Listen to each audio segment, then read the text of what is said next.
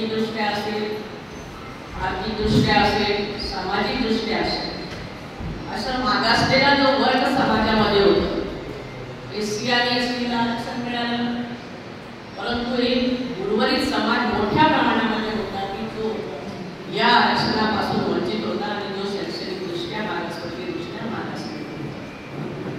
आणि म्हणून यांना कुठेतरी न्याय दिला पाहिजे. म्हणून VP सिंगच्या सत्तेमध्ये हा निर्णय घेण्यात आला की या समाजासाठी आता आपल्याला कसं त्यांचं हित करता येईल आणि म्हणून मंडल आयोगाची स्थापना करण्याचं काम केलं जायचं. बिहारचे पूर्व मुख्यमंत्री VP मंडल यांच्या नावाने एक मंडल आयोग ओळखलं जातं. 78 मध्ये याची स्थापना झाली, 1980 मध्ये स्थापना झाली आणि त्याच्यानंतर त्याचा सर्वे झाला संपूर्ण.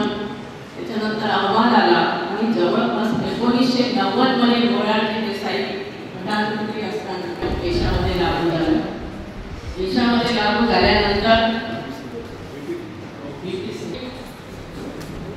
मंडल आयोग देशामध्ये लागू झाला, परंतु